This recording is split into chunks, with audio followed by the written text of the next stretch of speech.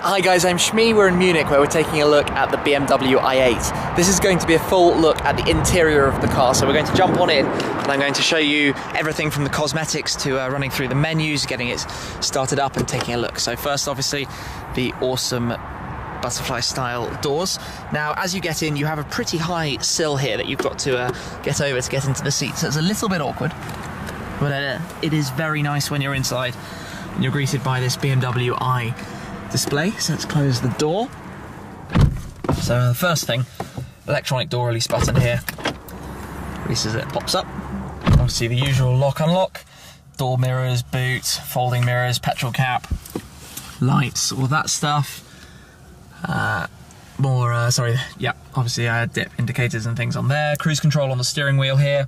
Very nice steering wheel. Love this sort of silver trim line that follows it round. And obviously the blue i-style ring in the centre. On the right side you've got your phone and navigation stuff. Just taking a look around. This car has an upgraded interior and optional blue seat belts, which are very cool.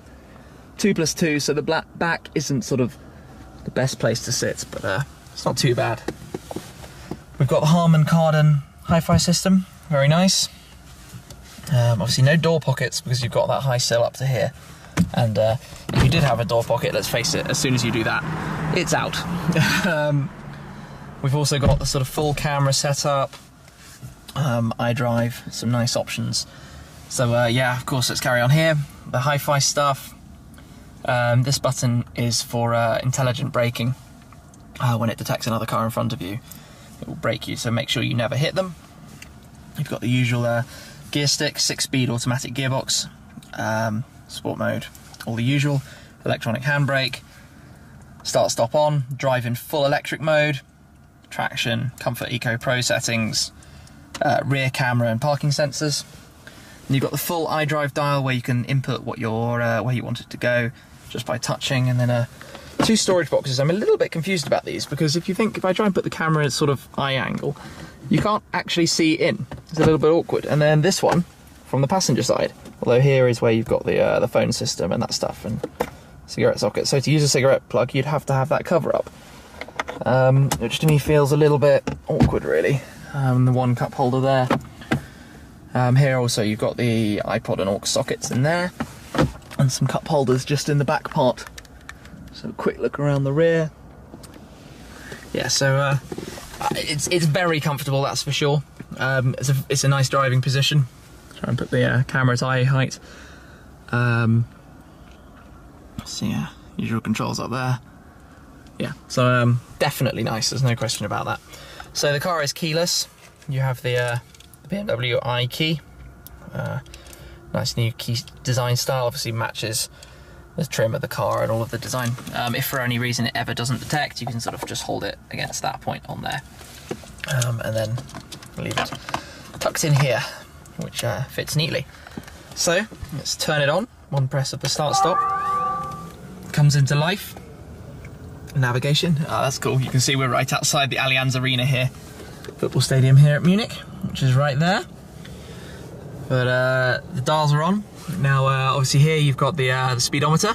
It automatically knows speed limits and the like, shows you there, digital speed readout.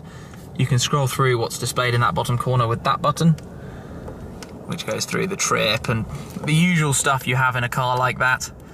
Down at the bottom you've got the petrol gauge, the state of electric charge, and then the respective ranges, your gear, and then the current trip.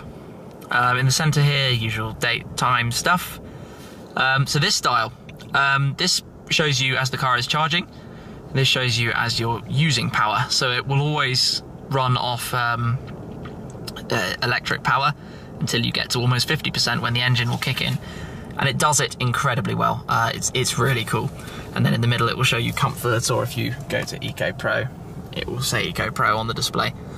So it's very self-explanatory, and it's very nice and works very well. And if I just push it over to Sport, oops, sorry, press the button.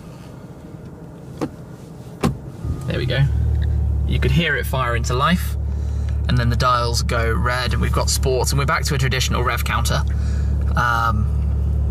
all does exactly what you would expect it to, really.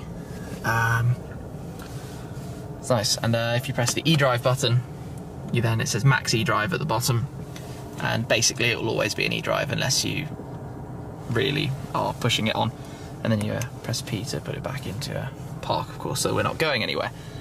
So the nav system, this is a bit of a first play for me, so you'll have to excuse me if I'm a little bit slow on anything. Menu, pulls up the menu. You've got all the usual stuff you'd want in here, multimedia, pick up your iPod, hit back, radio, telephone, pretty self-explanatory. Navigation, again, it's much of what you'd expect from this kind of thing. You can scroll through various settings. What am I doing here? Yeah, all exactly what you would expect from it. The screen is really big, very nice. Gosh, it's quite a lot to see and learn. Probably tons of settings you can play with as well. Gosh, yeah. So it looks like you can pretty much have what you want. Instrument cluster, display settings. Yep, there's a head-up display. I don't know if the camera can see that actually. Yeah, it looks like it can just about. It shows the speed, your current speed, the speedo, and a bunch of other things. Probably if I make it brighter, there we go. That's very obvious. So there's a lot of fun stuff to look through here. If you're like me and you like being able to set things up exactly how you want, you're going to enjoy this. And then obviously the usual shortcut hotkeys to get straight to things you want. So my opinion of the interior is very much like the, you know, a BMW. Everything is how you want it and where you want it, and it's very convenient and practical and nice. I love the look of the look and feel of the wheel. The paddles, didn't talk about them yet, sorry. Fixed to the wheel, down on one side, up on the other. There's a nice feel. We've been out for a drive, so there'll be some content about that. But yeah, it's the inside of the BMW i8. Obviously brake and accelerator pedals down there. But yeah, what do you think? I think it's pretty cool. Anyway, that's enough for the interior of the BMW i8. Make sure you're subscribed. Check out the video with more information about the performance and specs of this car, and of course my first driving impressions. Anyway, that's it for right now. I'll catch up with you again very soon. Cheers. So that on its own is enough for 0 to 62 miles an hour, 100 kilometers an hour in 4.4 seconds. Yeah, the combustion engine springing into life. It's turned on and away. For this tour, the R8 V10 Plus. Power is boosted 25 horsepower up to 500.